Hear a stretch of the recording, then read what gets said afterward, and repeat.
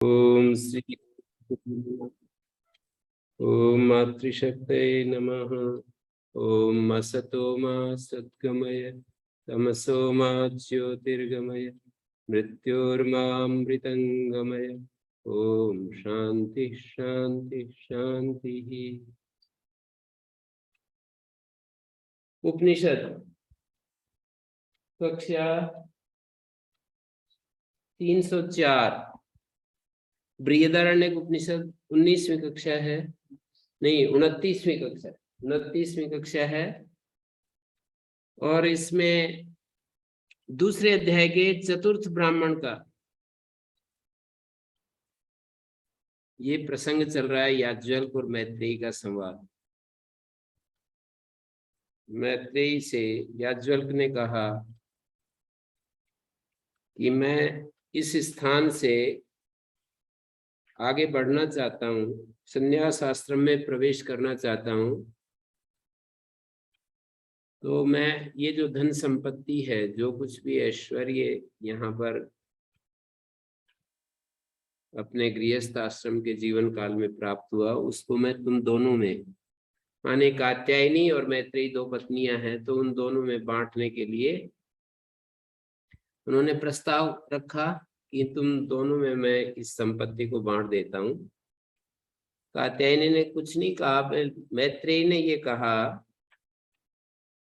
वो धन संपत्ति को प्राप्त करके और अपना भला नहीं देख पा रही है, तो उसने कहा कि ये सारी धरती मुझे धन से परिपूर्ण, ये सारा ऐश्वर्य, धरती का साम्राज्य जो भी कुछ है वो मिल जाए तो क्या मैं अमर हो जाऊंगी, अमृत हो जाऊंगी। याज्ञवल्क्य ने उत्तर दिया कि नहीं, ये बात नहीं, धन से अमृतत्व की आशा मत करो। धन से अमृतत्व नहीं मिला करता, धन से सुविधाएं मिलती हैं। धन जो है वो हमारे जीवन में सुविधाएं लाता है, भौतिक सुखों को भी प्राप्त कराता है, पर धन अमृतत्व नहीं लाता है। अमृतत्व का साधन विद्या अमृतम अश्नुते, अमृतत्व का साधन विद्या होती है, अमृतत्व का साधन ज्ञान होता है, आत्म ज्ञान होता है। माने जो ज्ञान हमें इस शरीर से अलग जो प्रतीति होती है, हमें शरीर से अपने स्वरूप की का अलग जो अवबोध होता है, उस ज्ञान से अमृतत्व मिलता है। पुस्तकीय ज्ञान से भी अमृतत्व नहीं मिलता है। पुस्तक हमने पढ़ी और उससे हमारे प्रतिबंधक यदि दूर नहीं हुए हैं तो वो ज्ञान हमें अमरता का साधन नहीं बनता है। प्रतिबंधक का मतलब हमारे चित्त में जो राग और द्वेष होते हैं वो प्रतिबंधक के रूप में बैठे रहते हैं।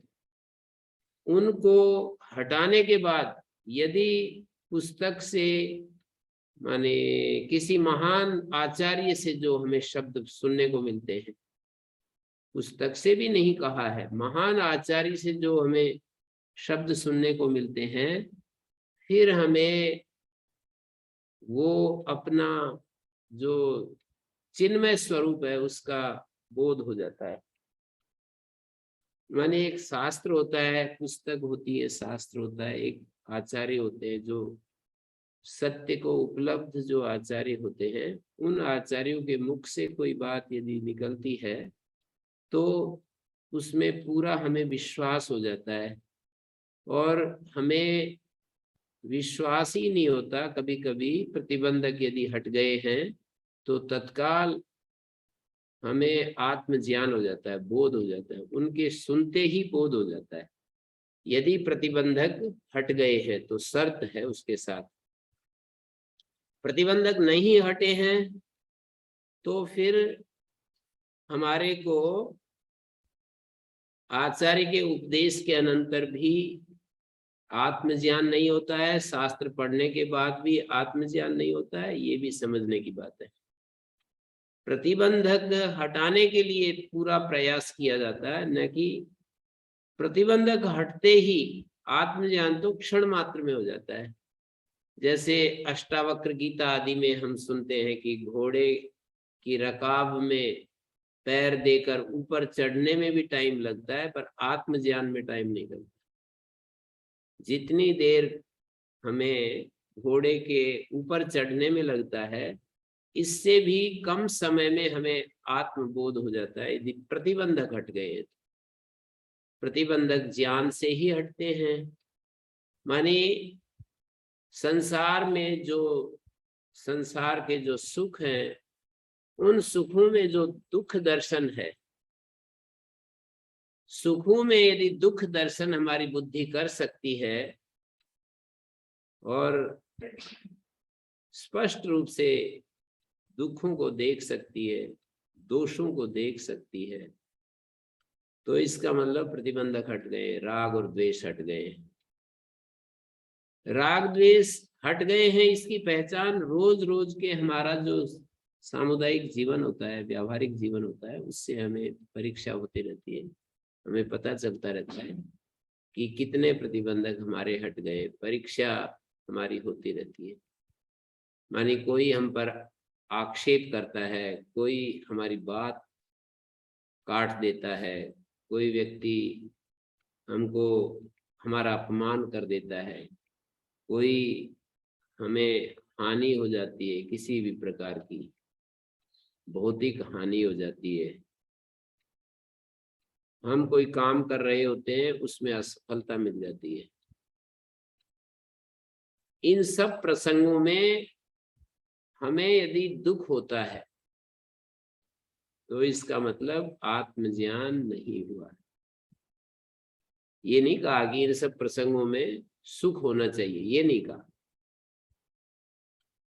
हमें सम्मान प्राप्त करने पर, अपनी इच्छा की पूर्ति होने पर, सफलता में किसी के द्वारा हमारा सत्कार किया जाता है, व्यापार में लाभ होता है, उस समय यदि सुख होता है तो इसका मतलब हमें आत्मज्ञान नहीं हुआ। तो क्या कहते हैं, आत्मज्ञान का ये लक्षण है कि हम सम अवस्था में रहें।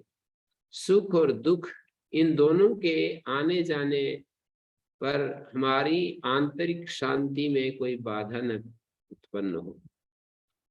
अपने कर्म का हम त्याग भी न करें और अपने बाधा भी उत्पन्न न हो, तो इसका मतलब राग द्वेष से ऊपर उठ गए। तो ये पहचान है। कोई व्यक्ति हमारा अपमान करता है, बड़े अच्छे से पहचान में आ जाता है कि हमें अपने व्यक्तित्व का मोह कितना है, अपने इस शरीर को हम आत्मा से अलग कितना समझने लग गए हैं। अपमान के अवसर पर हम बिल्कुल ठीक से पकड़ सकते हैं।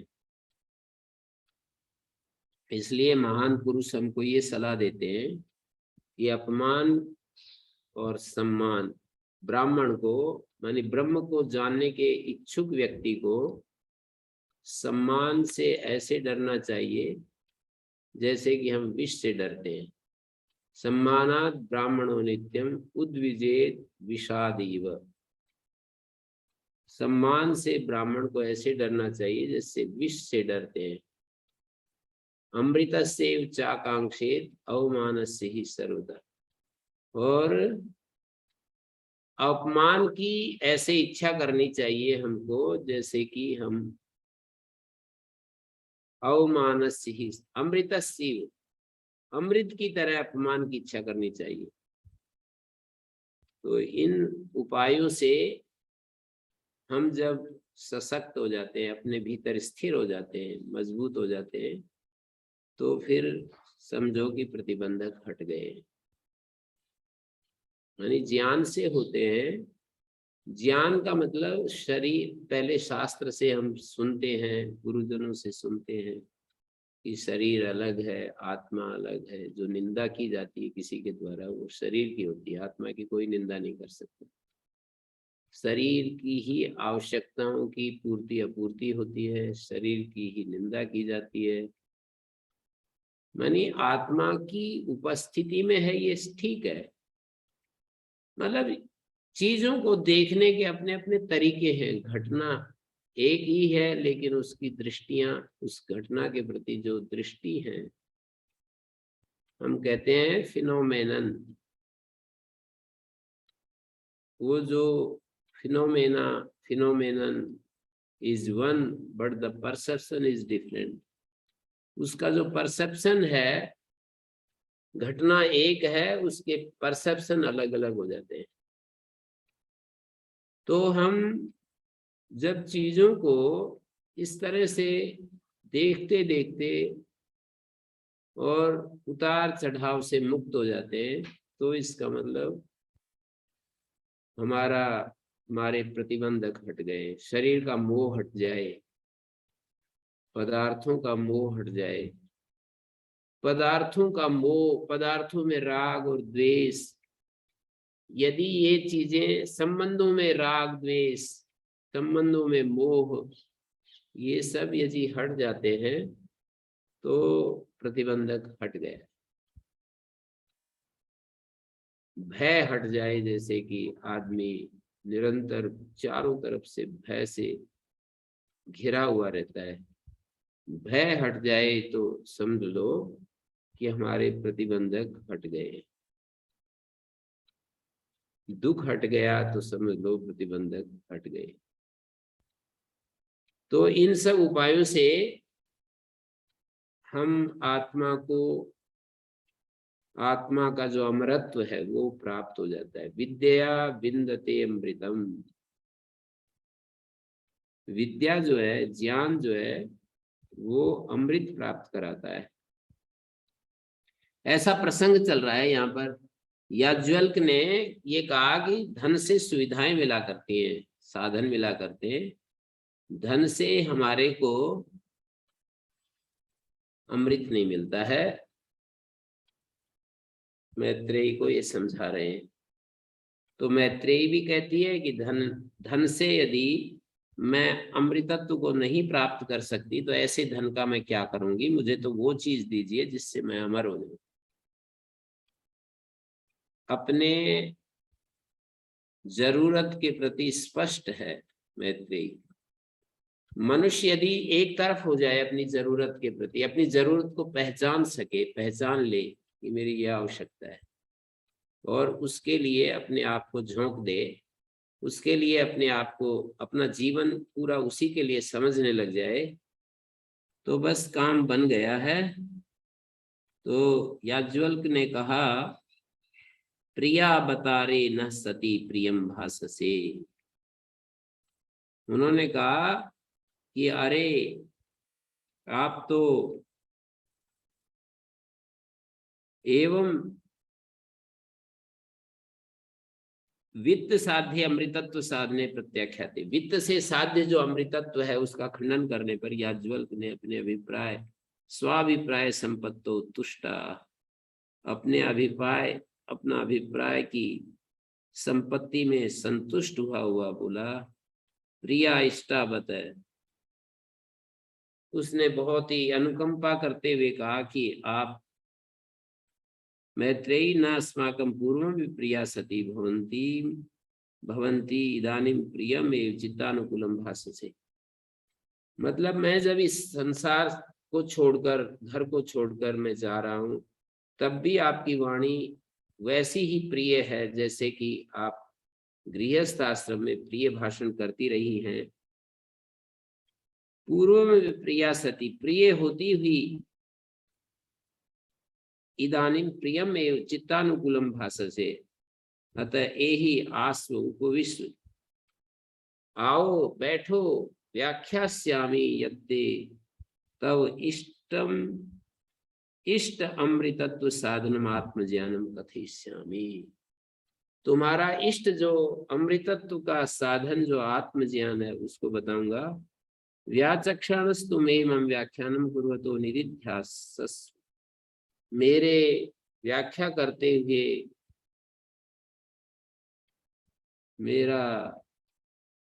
मेरे वाक्यों पर तुम ध्यान करने की इच्छा करो। निदिध्यासस्व वाक्यानि, अर्थ तो निश्चयेन ध्यातुम इच्छति, निश्चय पूर्वक ध्यान करने की इच्छा करो।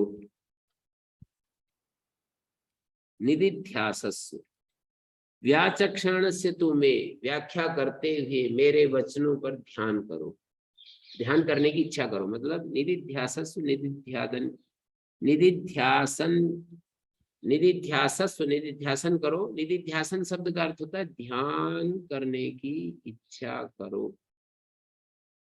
ध्यातुम इच्छा मतलब ध्यान करने की इच्छा करो। अब वो आत्मज्ञान बता रहे हैं। स होवाच, याज्वल्क ने कहा ये इतना तेजस्वी उपदेश है कि ये ऐसे ऐसे उपदेश यदि हमने सीख लिए उपनिषद से तो हमारा उद्धार हो जाएगा निश्चित रूप से। इसमें कोई शक की बात नहीं है, बिल्कुल पक्का आश्वासन है इस विषय में कि हमारा उद्धार हुआ हुआ बिल्कुल सामने उपस्थित है। तो ये कहा कि न वा अरे पत्यु कामाय पति प्रियो भवति आत्मनस्तु कामाय पति प्रियो भवति, कि हे मैत्रेयी, याज्वल्क जो है बोले अमृतत्व साधनम वैराग्यम, अमृतत्व का साधन वैराग्य होता है। उसको उपदेश देने का इच्छुक जाया पति पुत्र आदि से वैराग्य को उत्पन्न कर रहे हैं, उसको छोड़ने के लिए, उसको अंदर से हटाने के लिए, अंदर से त्याग करने के लिए वैराग्य का उपदेश दे रहे हैं। कि पति की कामना के लिए कोई पति प्यारा नहीं होता है किसी स्त्री को। आत्मनस्तु कामाय पति प्रिय भवति, आत्मा की कामना के लिए पति प्रिय होता है। भर्तु कामाय प्रयोजनाय, भर्ता की कामना के लिए, उसके प्रयोजन पूर्ण करने के लिए जाया को पति प्रिय नहीं होता। आत्मनस्तु कामाय, अपने ही प्रयोजन के लिए भार्याया पति प्रिय भवति। आत्मनस्तु कामाय का मतलब अपने ही प्रयोजन के लिए, अपना ही प्रयोजन छिपा हुआ है सब जगह, उसके लिए किसी भार्या को पति प्रिय होता है। इसी तरह से उल्टा भी सोच सकते हैं, किसी पति को भार्या प्रिय इसलिए नहीं होती कि भार्या के लिए मैं प्यार कर रहा हूं, अपनी ही कामना के लिए कोई पति अपने भार्या से प्यार करता है, माने किसी भी रूप में उसको अच्छा लगता है। पत्नी की बेशक उपस्थिति से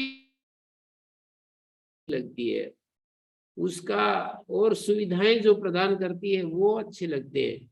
भोग को छोड़ दीजिए कि पति केवल भोग के लिए ही पत्नी से प्यार करता है, उसको जाने दीजिए।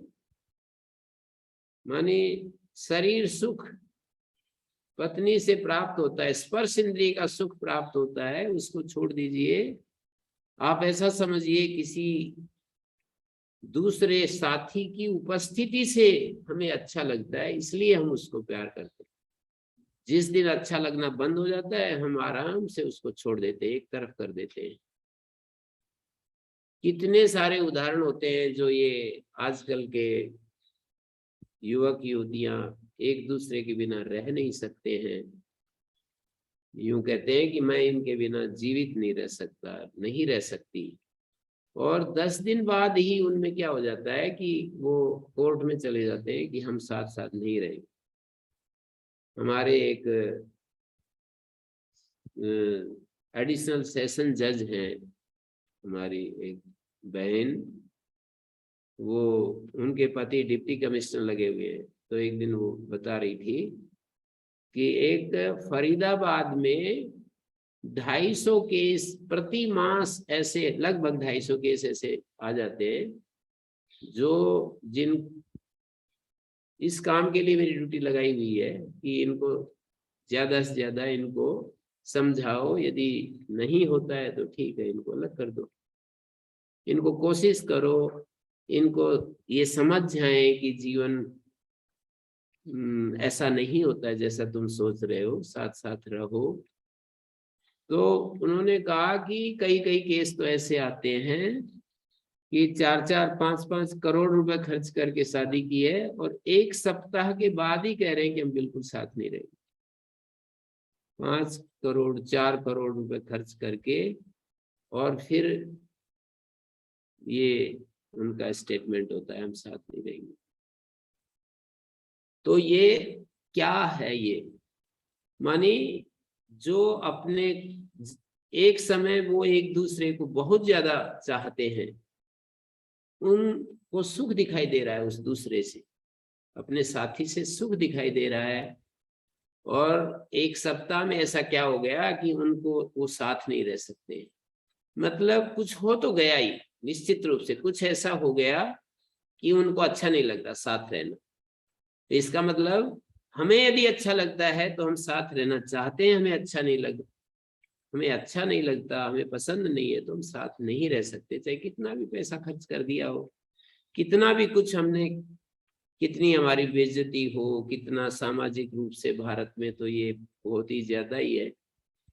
जब डाइवर्स होता है तो भारत उसको स्वीकार नहीं करता है, तो कितनी बेइज्जती हो, कितना कुछ भी हो, हम उसको अपने लिए ही, इसका मतलब ये निकला अपने लिए, अपने को अच्छा लगता है इसलिए हम साथ रहते हैं, अपने को अच्छा लगता है इसलिए हम छोड़ देते हैं, साथ छोड़ देते हैं, हम साथ नहीं रहना चाहते हैं। और इसी तरह से सारी चीजों को गिना रहे हैं, एक एक को गिना रहे हैं। न वारे पुत्राणाम कामाय पुत्रा प्रिया भवन्ति, पुत्रों की कामना के लिए पुत्र प्यारे नहीं लगते, अपनी कामना के लिए पुत्र प्यारे लगते हैं। यदि पुत्र ऐसा उत्पात मचा दे, हमारी बहुत बेइज्जती करे, तो एक एक पिता उसको कहते, मेरा ये भी बयान दे देते हैं कि मेरा कुछ रिलेशन नहीं इससे, ये कहीं जाए मरे कुछ भी करे। तो मतलब ये हुआ कि अपने लिए ही पुत्र प्यारे लगते हैं। वो किसी के 2 बेटे हों और एक पीएन लगा हुआ और एक आईएएस बन गया हो, कभी भी आप देखना थोड़ा ध्यान से, कभी भी वो ये परिचय नहीं देगा कि मेरा एक बेटा पीएन है और एक बेटा आईएएस है। वो यही कहेगा, हाँ मेरा बेटा वहां पर आईएएस डिप्टी कमिश्नर लगा हुआ है, वहां पर मेरा बेटा ये ड्यूटी कर रहा है। उसको तो छिपाएगा, उसको मतलब उसका नाम ही नहीं लेगा। ये बात अलग है, जैसे कि वो कोई पूछने ही लग जाए और बताना ही पड़े तो अलग बात है, बाकी अपनी तरफ से उसको छिपाता है। जिन चीजों से हमारा कद ऊंचा होता है वो चीजें हमें अच्छी लगती हैं, चाहे वो पुत्र है, चाहे पत्नी है, चाहे पदार्थ है। हम एक बड़ा घर इसलिए बनाना चाहते हैं कि उससे बड़े घर में हमें सुविधाएं मिलेंगी, इतनी बात नहीं है, उससे हमारा स्टेटस अच्छा बनेगा, हमारा व्यक्तित्व ऊंचा माना जाएगा समाज में, इसलिए हम बड़ा घर चाहते हैं। बड़ी गाड़ी इसलिए नहीं कि उससे हमारी वो जरूरत पूरी होगी, उससे हमारे काम में गति आएगी, वो भी हो सकता है। मैं नहीं कहता हूँ कि बड़ी गाड़ी नहीं खरीदनी, बनाना नहीं चाहिए, ये मेरा आशय नहीं है। पर अध्ययन कर रहे हैं हम जीवन का अध्ययन कर रहे हैं कि हमारे को ये सब चीजें इसलिए अच्छी लगती हैं, उन वस्तुओं के लिए, उन पदार्थों के लिए हम प्यार कर रहे हैं, इसके लिए नहीं। हमें सुख देती है, हमारे लिए कुछ अच्छा होता है, इसलिए हम उन सब चीजों को इकट्ठा करते हैं। पुत्रों को भी हम प्यार इसलिए करते हैं कि पुत्र से हमारा जीवन सुखी होता है। पुत्र का नाम लेने से, पुत्र की सेवाओं के द्वारा, पुत्र की उपस्थिति के द्वारा, कुछ भी नहीं तो उपस्थिति से ही, जो हमारे मन के खिलाफ चलने लगता है, जो हम कुछ चाहते हैं और दूसरा कुछ करता है, तो वो हमारे दिल से में जगह नहीं बना सकता है। मानी हमें अच्छा लगे तब वो दूसरे को हम प्यार देते हैं, वस्तु देते हैं, पदार्थ देते हैं, कुछ भी चीज ऐसे ही वित्त के बारे में कहते हैं। ओम गुरु जी। जी गुरु जी, जो ये अच्छा लगना है, ये हमारी अज्ञानता के कारण होगा फिर? नहीं, अज्ञानता ज्ञानता की बात नहीं चल रही है। बात इतनी चल रही है कि हमें, वो तो आखिरी में जाकर के कहेंगे कि जिस जिस हमको अच्छा लगता है वो हम कौन है, उसकी खोज करनी चाहिए, ये तो आगे बताएंगे। पर अभी ज्ञानता अज्ञानता बीच में नहीं आ रही है। अभी तो कह रहे हैं कि हमें, हमारे लिए, आत्मा के लिए, आत्मा माने अपने लिए, हम वस्तुओं से प्यार करते हैं, पुत्रों से प्यार करते हैं, विद्या से प्यार करते हैं, हम राज्य से प्यार करते हैं, किसी पद से प्यार करते हैं, हम फार्म हाउस से प्यार करते हैं, हम किसी, हमें कोई प्रधानमंत्री का पद मिल जाए, सीएम का पद मिल जाए, या किसी संस्था की जिम्मेवारी, संस्था के हेड बन जाए, उससे हम प्यार करते हैं। वो इसलिए करते हैं कि हमें अच्छा लगता है। अब वो आखिर में जाकर के ये कहेंगे कि जिस जिस अपने को, हमें जिसको ये सब चीजें, सारा अस्तित्व अच्छा लगता है या सारा अस्तित्व बुरा लगता है, जिस अपने लिए, उस आत्मा को खोजना चाहिए, उस आत्मा की का अन्वेषण करना चाहिए, उसके बारे में सुनना चाहिए। श्रोतव्य मंतव्य निधिध्यासितव्य।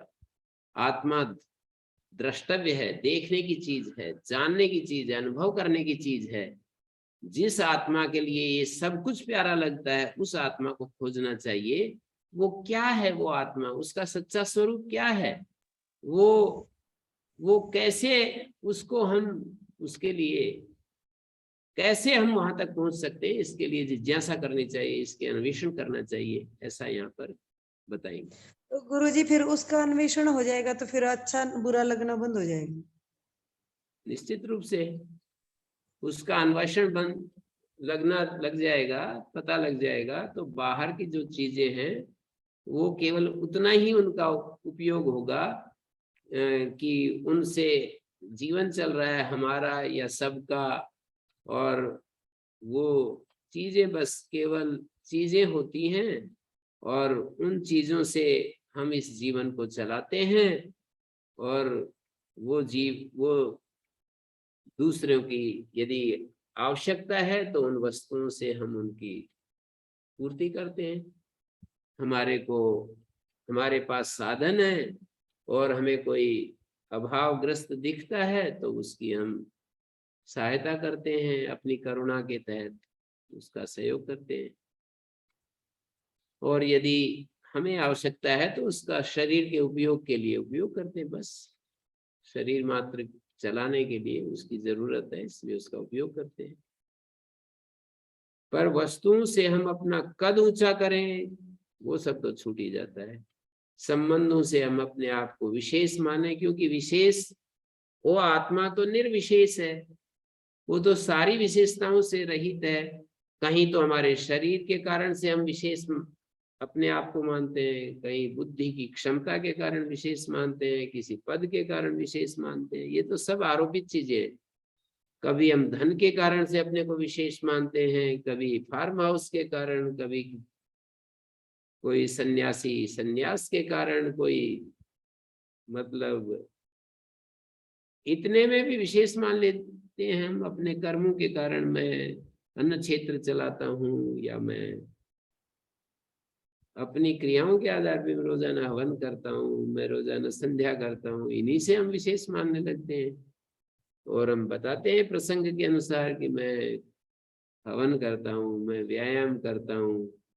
तो इन सब क्रियाओं के आधार पर या गुणों के आधार पर या किन्हीं वस्तुओं के आधार पर हम अपना मूल्यांकन जो करते हैं, वो सारा ही सब कुछ हमारा अज्ञान जन्य है। ये बात समझ में आएगी कि आत्मा तो निर्विशेष है, आत्मा में तो किसी प्रकार की भी कोई इच्छा भी नहीं है, आत्मा तो स्वयं सुख स्वरूप है। आत्मा को सुखी करने के लिए किसी बाह्य चीज की आवश्यकता कहाँ से आ गई है?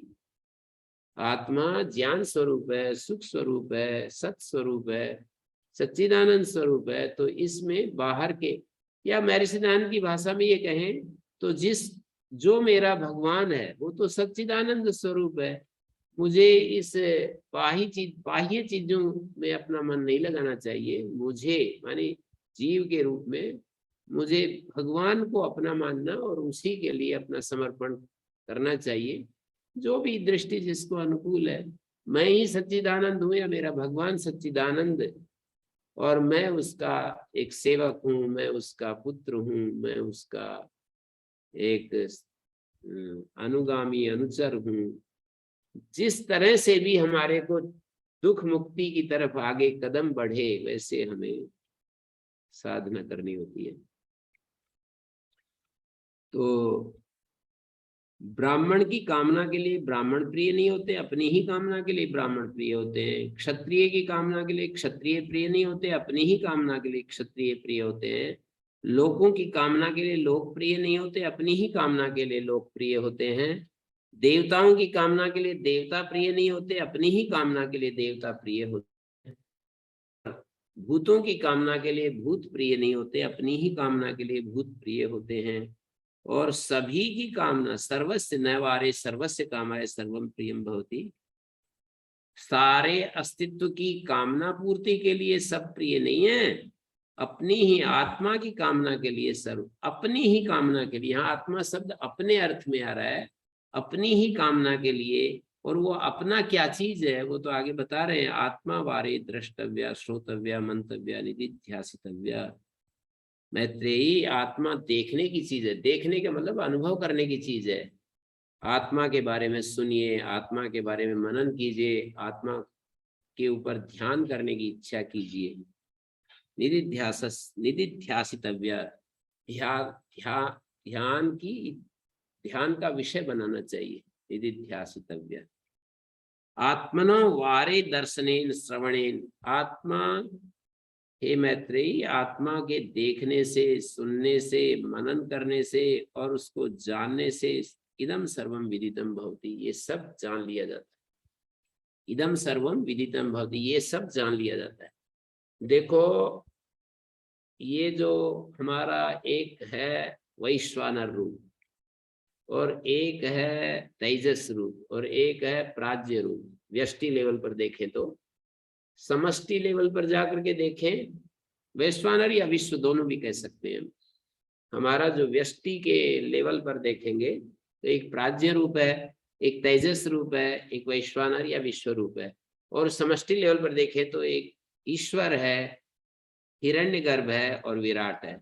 ये पूरा जो अस्तित्व है चारों तरफ, आँख खोलते ही सब कुछ दिखाई देता है। आकाश, दूर क्षितिज तक दिखाई देता रहता है, सूरज दिखाई देता है, रात में चंद्रमा, वृक्ष, औषधि, वनस्पतियां, हरियाली दिखाई देती है, पहाड़, नदियां दिखाई देती हैं। और हिमालय की तरफ जाएं तो हिमाच्छादित चोटियां दिखाई देती है। सब कुछ हमारे को ये सब दिखाई देता रहता है। तो इसको हम विराट कहते हैं। बुद्धि के द्वारा एक प्रविलापन की क्रिया, प्रविलापन प्रक्रिया एक बताई है यहाँ पर कि बुद्धि के द्वारा जब हम स्थूल को सूक्ष्म में प्रविलापन कर देते हैं और सूक्ष्म को भी फिर कारण में प्रविलापन कर देते हैं और कारण को भी जब शुद्ध तत्व में प्रविलापन कर देते हैं तो एक शुद्ध तत्व ही बच जाता है। बुद्धि के द्वारा चीजें यहीं की यहीं है, ऐसा नहीं है कि ये इधर उधर हो जाएंगी, नष्ट हो जाएंगी। बुद्धि के द्वारा इनका प्रविलापन किया जाता है तो ये सब चीजें अपनी जगह रहते हुए हमने ये देख लिया कि ये स्थूल सूक्ष्म में मैंने इसको विलय कर दिया। जब हम प्रविलापन कर देते हैं, मैंने मणि गुरु जी से पूछा एक बार कि ये प्रविलापन क्या चीज है, तो उन्होंने बताया कि प्रविलापन का मतलब जिसमें हम विलापन करते हैं उससे अलग उसका अस्तित्व ना दिखाई दे। जैसे हमने स्थूल को अपनी बुद्धि का प्रयोग करके सूक्ष्म में जब विलय कर दिया तो वो जो स्थूल है उसका अलग अस्तित्व दिखाई नहीं दे रहा, हमको अलग अस्तित्व नहीं दिखाई दे रहा। तेजस में या हिरण्यगर्भ में विराट को विलय कर दिया तो विराट अब अलग हमें दिखाई नहीं दे रहा, हिरण्यगर्भ दिखाई दे रहा। और गुरुजी, हिरण्यगर्भ को जब ईश्वर में विलय कर दिया जी गुरु, तो हमें अब ईश्वर दिखाई दे रहा है, हिरण्यगर्भ नहीं। और ईश्वर को भी हमने शुद्ध आत्मा में विलय कर दिया तो हमें शुद्ध आत्मा, निर्विशेष आत्मा, क्योंकि ईश्वर तो सविशेष है, सर्वज्ञ है, सर्वशक्तिमान है, सर्व समर्थ है और कर्म फल दाता है, सारे अस्तित्व का निर्माता है, सृष्टि करता है, ऐसा ऐसा ईश्वर है। उसको भी जब हमने शुद्ध आत्मा में विलय कर दिया तो शुद्ध आत्मा दिखाई देगा, ईश्वर नहीं दिखाई देगा। ये है प्रविलापन की प्रक्रिया। इधर हमने वैश्वानर को यदि तेजस में विलय कर दिया, तेजस को प्राज्य में विलय कर दिया और प्राज्य को भी शुद्ध आत्मा में विलय कर दिया, विलय होने के बाद तब उस चीज को पकड़ करके वो कहते हैं यथा उन्नाभिसृते गृह्णते च यथा पृथिव्याम औषधया संभवन्ति यथा सतः पुरुषस्य केश लोमानि तथेदम विश्वम सर्वम भवतीह विश्वम तथा भवतीह विश्वम। एक ही उस आत्म तत्व से ये सब होता है। उस अवस्था में एक अद्वैत बच जाता है जब हम बुद्धि के द्वारा इस सब को देख रहे हैं कि ये इसका आधार, ये इसका आधार। यहाँ पर हम आगे पढ़ेंगे, आगे हम पढ़ेंगे, इसी उपनिषद को पढ़ते समय आगे आएगा कि गार्गी पूछती है याज्ञवल्क्य से, ये तो अभी सन्यासी बनने जा रहे हैं, वहां गृहस्थ में रहते हुए याज्ञवल्क्य की क्या स्थिति है, क्या दिव्य ज्ञान है उनके पास, सारे भूमंडल पर एक शिरोमणि आचार्य के रूप में वहां पर प्रतिष्ठित हुए। वहां पूछती हैं कि गार्गी पूछती है कि ये सब किसमें ओतप्रोत है, वो बताते जाते हैं। फिर कहती है कि ये सारा सब कुछ किसमें ओतप्रोत है, तो आखिर में कहते हैं कि अव्याकृत में ओतप्रोत है। फिर पूछते हैं कि ये आकाश अव्याकृत, आकाश में ओतप्रोत है। आकाश का मतलब अव्याकृत भाष्यकार ने अर्थ किया है। अव्याकृत जिसको सांख्य प्रकृति कहता है उसको अव्याकृत शब्द, सांख्य जिसको प्रकृति कहता है उसको अव्याकृत शब्द से आचार्य संकेत करते हैं। आकाश में ओतप्रोत है, अव्याकृत में ओतप्रोत। फिर बोलते हैं ये अव्याकृत किसमें, आकाश किसमें ओतप्रोत है, तो याज्ञवल्क्य कहते हैं आकाश अक्षर में ओतप्रोत है और उसी अक्षर को ब्राह्मणा भी संवदंती, ऐसे ऐसे बताते हैं। तो उसी अक्षर के प्रशासन में गार्गी ये सब हो रहा है। सूर्य चंद्रमा धारित होते हैं, नदियां बहती हैं, ये सब होता है। हाँ जी, कौन क्या पूछ रहे हैं? ओम आचार्य जी, ये वैसे तो ठीक है कि जीव आत्मा परमात्मा का आश्रय लेता है, परंतु सूक्ष्म और स्थूल की बात अगर आती है तो इनमें स्थूल और सूक्ष्म व्यवस्था बनती है या नहीं बनती जी, जीव और ईश्वर में? देखो दृष्टियां हैं, अलग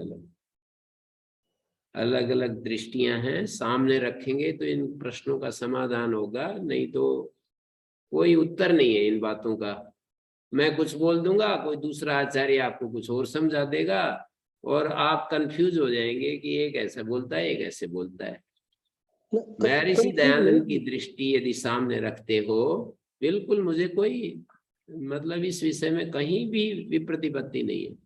वो आत्मा की एक अलग सत्ता स्वीकार करते हैं और परमात्मा को उससे भी सूक्ष्म बताते हैं, और वो परमात्मा सभी जीवों के अंदर, ये जीव भी सब सदा से हैं, सदा रहेंगे, परमात्मा भी सदा से है, प्रकृति भी है।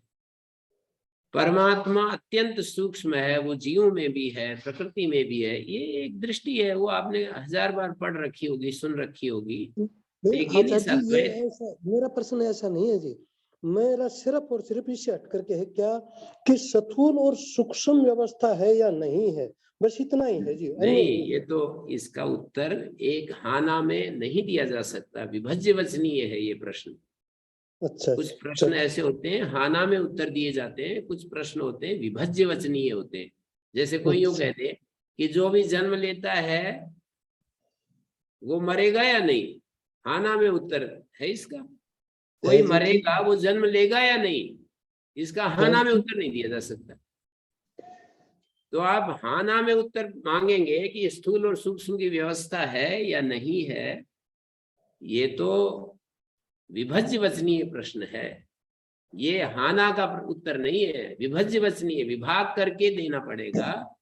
जब आप व्यावहारिक धरातल पर इन सब अस्तित्व का अन्वेषण कर रहे हैं, खोज कर रहे हैं, तो वहां यही कहा जाएगा कि हाँ जी। और आप उस अद्वैत की अवस्था में यदि आप देखते हैं तो वहां क्या सूक्ष्म क्या स्थूल, उसके सिवाय कोई दूसरा है ही नहीं। तो विभज्य वचनीय प्रश्न है ये। महर्षि दयानंद एक महर्षि दयानंद से पूछेंगे तो बिल्कुल इसका यही उत्तर देंगे, हाँ ना में देंगे कि भाई ये बिल्कुल इसकी कोई स्थूल है कोई सूक्ष्म है, परमात्मा सबसे सूक्ष्म है, आकाश से भी सूक्ष्म है, जीव से भी सूक्ष्म है, प्रकृति से भी सूक्ष्म है। लेकिन इस अद्वैत दर्शन जिस उपनिषद को हम पढ़ रहे हैं, इस उपनिषद की दृष्टि से यदि देखेंगे तो वहां पर जीव स्वरूपत है, अलग सत्ता है ही नहीं, तो वहां पर कहाँ सूक्ष्म और कहाँ स्थूल की बात आएगी। लेकिन उपाधि की दृष्टि से यदि देखेंगे, जीव की जो उपाधि है वो स्थूल है, जीव का जो स्वरूप है वो सूक्ष्म है। फिर वो आत्मा कोई दो थोड़ी है कि जीव की आत्मा अलग है और परमात्मा जिसको हम ईश्वर कहते हैं उसकी आत्मा अलग है। एक ही आत्मा, मतलब मैं ये नहीं कह रहा कि ये ठीक है वो ठीक नहीं है, ऐसा मेरा अभिप्राय बिल्कुल नहीं है। मैं केवल दर्शन की व्याख्या कर रहा हूं, आपको जो मर्जी अच्छा लगे उसको स्वीकार करो। मैं बिल्कुल अपना कोई कोई अपनी तरफ से कोई आपको ऐसा अपना संदेश नहीं दे रहा हूं कि आप इसको मानिए इससे ही आपका कल्याण होगा, ऐसा मेरा कोई भाव नहीं है। मैं ये कह रहा हूं, मैं दर्शन की व्याख्या कर रहा हूं। महर्षि दयानंद की दृष्टि ऐसी है, अद्वैत दृष्टि ऐसी है। आपको बुद्धि जिसको स्वीकार करने में तृप्त होती है, संतुष्ट होती है, उसको मानकर साधना कीजिए। महर्षि दयानंद की तरह दो काम कीजिए। देखो, मैं महर्षि दयानंद के बारे में आज भी मैं बोल रहा था कि महर्षि दयानंद परम ईश्वर भक्त है और मन उनका स्थिर है और बुद्धि सही सही देख रही है सब चीजों को। मतलब तीन बातें हैं उनकी, बुद्धि धर्म अधर्म, कर्तव्य अकर्तव्य, योग और भोग और साधना और साधन और सब चीजों को ठीक ठीक देख रही है। योग क्या है, योग के बाधक क्या हैं, साधक क्या हैं, अस्तित्व में कैसे कैसे ये सब चीज चल रही है। बुद्धि उनको ठीक ठीक देख रही है, मन का बिल्कुल शांत और एकाग्र है और ईश्वर के प्रति वो पूर्ण समर्पित है, 100% समर्पित है। ये तीन बात कर लीजिए आप, महर्षि दयानंद की दृष्टि से आप निश्चित रूप से मुक्त हो जाएंगे, जीवन मुक्त हो जाएंगे। अब आएंगे नहीं आएंगे ये मैं मतलब, वो तो कहते हैं कि आएंगे तो ठीक है, आ जाना, फिर क्या बात है। तो ये तो महर्षि दयानंद के दर्शन की व्याख्या है। मैं इस अद्वैत दर्शन की व्याख्या ये कर रहा हूं कि यहाँ एक ही आत्मा है, एक ही आत्मा है, उपाधियों का भेद है। एक ही बिजली है, जैसे कि वही बिजली पंखे में चल रही है तो पंखुड़ियों को हिला रही है, वही बिजली कंप्यूटर में चल रही है तो कंप्यूटर को गति दे रही है, वही बिजली लाइट में जाती है तो प्रकाश देती है, वही बिजली किसी अन्य मशीन में चलती है तो मशीन चलने लगती है। एक ही विद्युत जैसे अलग अलग मशीनों में जाकर के, ऐसे एक ही चैतन्य जब वो अनंत जो प्रकृति जिसको हम कहते हैं, जिसको माया कहते हैं, उसमें वो चैतन्य जब अनंत जो नियमों का एक साम्राज्य बिछा हुआ है, उन नियमों में वही चैतन्य उपस्थित होता है तो उन नियमों के सहित चैतन्य को ईश्वर कह देते हैं। वही चैतन्य अनंत अनंत बुद्धियां हैं, जो अलग अलग एक एक बुद्धियां हैं, वही चैतन्य जो ईश्वर में, वही चैतन्य इस अनंत बुद्धियों में जब मौजूद होता है तो उसको हम जीव कह देते हैं। इन उपाधियों का भेद है, और उपाधि और उस चैतन्य में तो सूक्ष्म और स्थूल का भेद है ही, जो आप पूछ रहे हैं। चैतन्य, जीव का जो चैतन्य और ईश्वर के चैतन्य में कोई स्थूल सूक्ष्म का भेद नहीं है। बिल्कुल मुझे स्पष्ट है, इस विषय में कोई भ्रांति नहीं है। इस दर्शन के अनुसार, इस अद्वैत दर्शन के अनुसार जीव का जो चैतन्य है और जो ईश्वर का चैतन्य जिसको आप कहते हो, उन दोनों में कोई भेद नहीं है। उपाधियों में तो स्थूल सूक्ष्म का तारतम्य है। उपाधि जो है स्थूल होती है, उपाधि सूक्ष्म भी होती है। जैसे विराट उपाधि जो है स्थूल उपाधि है, हिरण्यगर्भ में प्राण उपाधि जो है वो सूक्ष्म उपाधि है, और जिसको हम अव्याकृत उपाधि, माया उपाधि कहते हैं या कारण उपाधि कहते हैं, वो और भी ज्यादा सूक्ष्म है। अव्याकृत जिसको कहते हैं और भी ज्यादा सूक्ष्म है। और उस अव्याकृत का भी विलय जब उस एक शुद्ध आत्मा में हमने मान लिया बुद्धि के द्वारा, उसका भी विलय हम कर सकते हैं, तो वो तो फिर एक ही हो गया, वहां सूक्ष्म और स्थूल की कोई बात ही नहीं है। तो ये मैंने केवल दर्शन की व्याख्या की है। मैं ये नहीं कहता कि इसी को मानिए, इस दर्शन को कोई मानेगा तो इससे भी आचार्य शंकर जैसे व्यक्ति मुक्त हो गए तो दूसरा क्यों नहीं होगा, और महर्षि दयानंद के दर्शन से महर्षि दयानंद मुक्त हो गए तो दूसरा क्यों नहीं होगा। मेरा ये कहना है, शास्त्र जो यहाँ पर जो दिशा दे रहा है उसकी हम व्याख्या कर रहे हैं कि एक मतलब अपने को जो सामर्थ्य मिला है भगवत कृपा से, जो मिला है उसके अनुसार जो हमने समझा है वो आपके सामने रख रहे हैं। तो संसार से वैराग्य तो दोनों ही दर्शन चाहते हैं कि भाई संसार से वैराग्य यदि नहीं होगा तो हमारा मन स्थिर नहीं हो सकता, और बुद्धि यदि सही बुद्धि भी यदि निर्मल और स्वस्थ नहीं है तो देख नहीं पाएंगे चीजों को।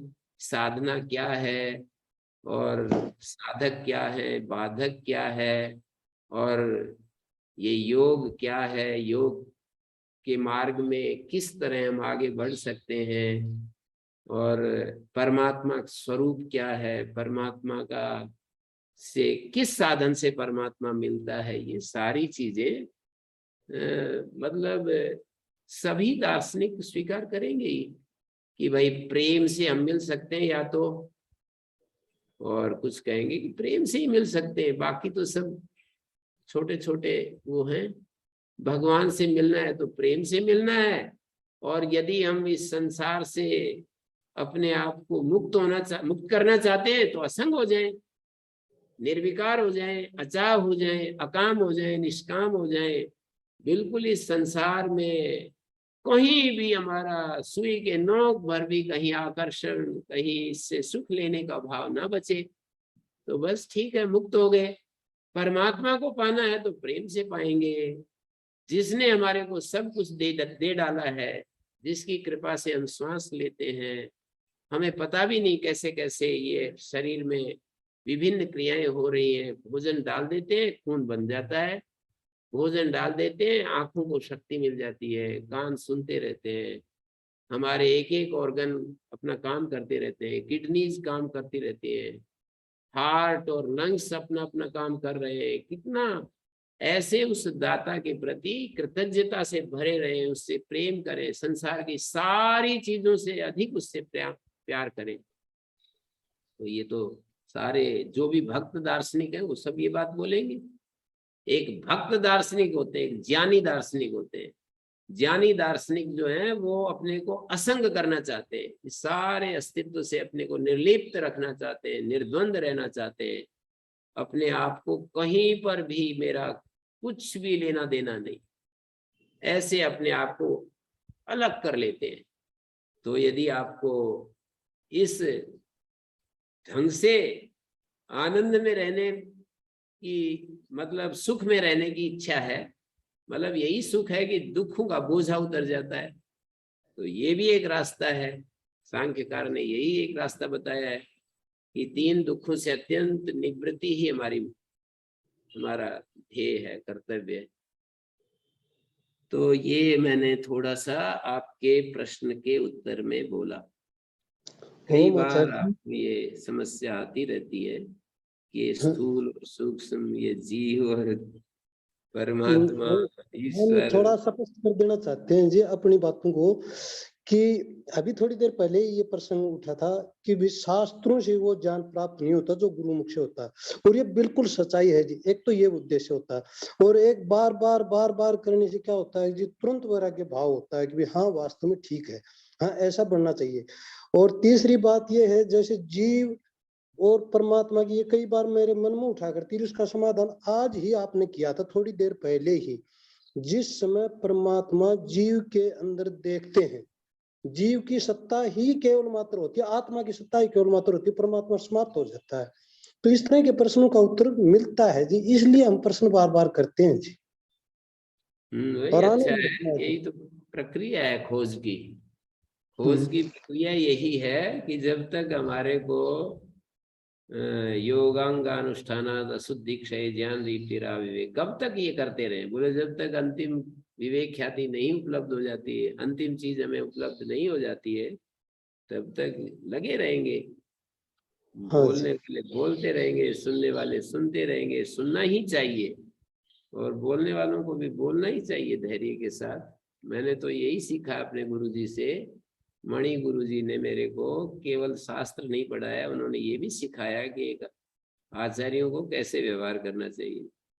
तो 10 बार भी पूछते हैं तो उसी सहज ऐसे बताने लगते हैं जैसे कि ये आदमी पहली बार सुन रहा हो।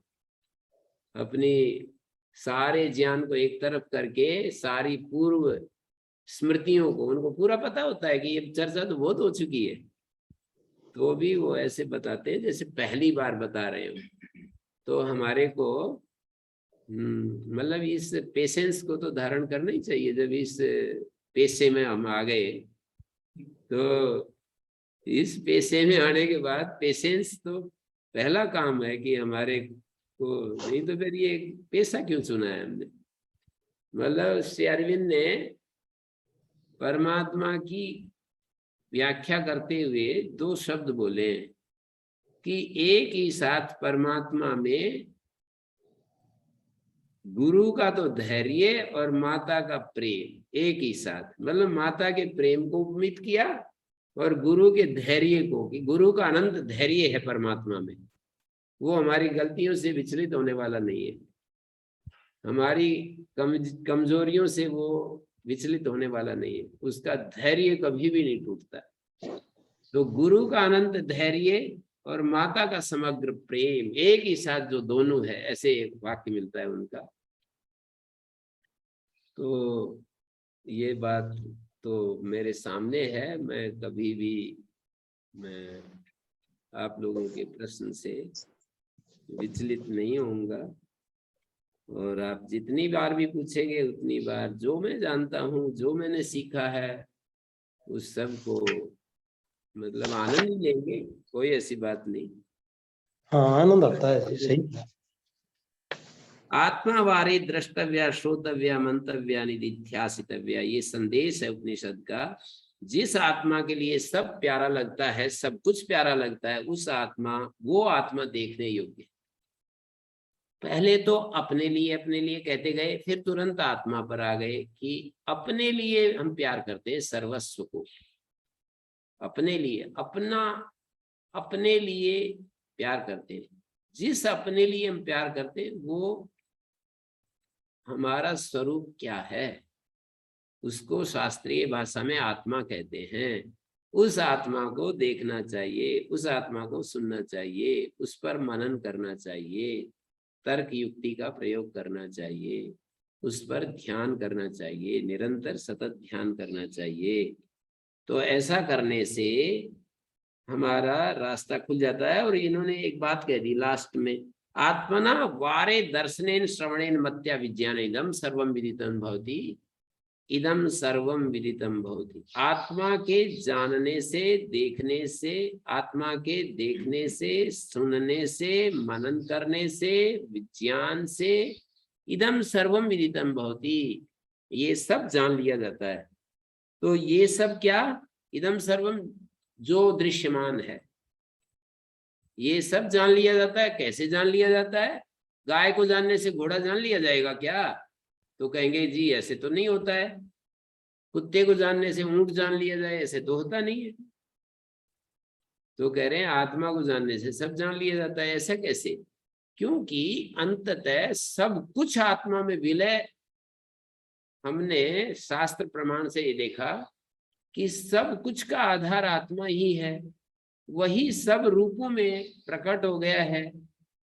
और ये भाषा हमारे को हजम नहीं होती, बहुत ज्यादा हमारे संस्कार में कोई चीज बैठ जाती है कि भाई ये जो प्रकृति उपादान है और आत्मा निमित्त कारण है। सांख्य की जो ये दृष्टि है कि प्रकृति उपादान है और आत्मा निमित्त है, सांख्य की दृष्टि है ये मूलतः। हमारे सिद्धांत ने भी उसको प्रस्तुत किया है और मैंने बहुत अच्छे से इसको विचार किया है। और विचार करने के बाद ये सांख्य दृष्टि जब अच्छे से बैठ जाती है तो फिर उसके विरोध में कोई एक वाक्य यदि बोल दे कि वो परमात्मा अभिन्न निमित्तोपादान है, बस समझो जैसे कि बम का गोला पड़ गया हो।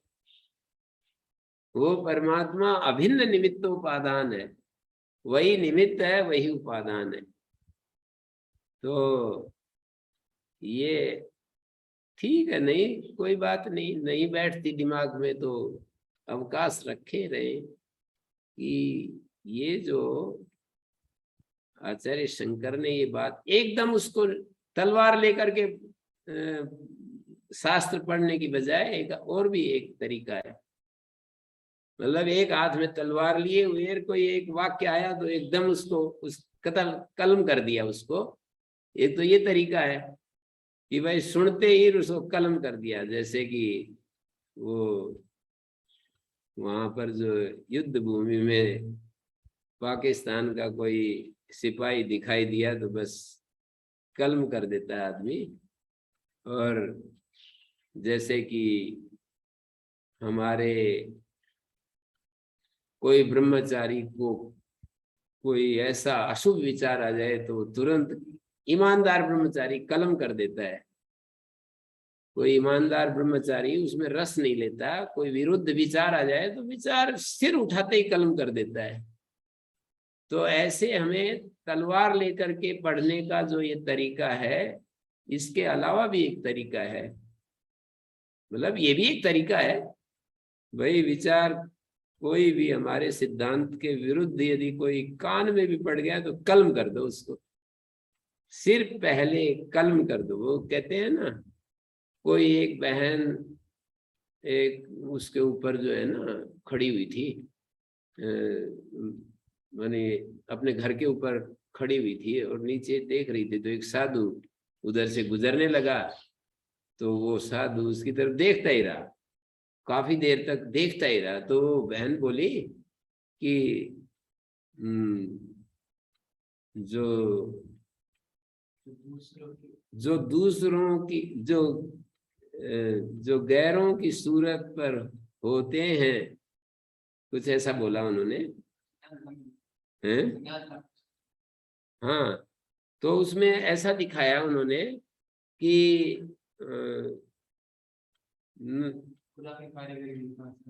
वो दूसरा उसकी तरफ से जो उत्तर आया वो तो मुझे याद आ रहा है कि न तुझसे गरज है न सूरत से तेरी, हम तो उस खुदा की कारीगरी देखते हैं। जो गैरों की सूरत पर होते हैं सैदा, वो सिर्फ पहले अपना कलम देखते हैं। जो गैरों की सूरत पर, जो दूसरों की सूरत पर मोहित हो जाते हैं, वो उनका सिर कट जाता है देखते ही, सिर्फ पहले अपना कलम देखते हैं, ऐसे उसने कहा। तो उन्होंने कहा ना ना ना ना ना, हमें आपकी सूरत से भी मतलब नहीं है और हमें कोई और कुछ भी लेना देना नहीं है। हम तो उस कारीगरी को देखते हैं, जिस कारीगर ने इतना कोई सुंदर रूप बनाया, तो वो कारीगर कैसा हो, वो कारीगर के मन में जो ये रचना आई तो वो कारीगर कितना सुंदर होगा। तो ये भी एक दृष्टि होती है कि भाई अपने सिद्धांत के विरुद्ध कुछ आए तो कलम कर दो। दूसरी ये भी है कि धैर्य से सुनो, अनंत धैर्य से सुनते रहो सुनते रहो सुनते रहो। और दृष्टियों का समन्वय भी हो सकता है। दृष्टियों को हम अलग अलग करके भी समझ सकते हैं और उसमें से भी हमारे लिए कुछ शुभ के बीज मिल सकते हैं। तो ऐसा एक दृष्टि होती है।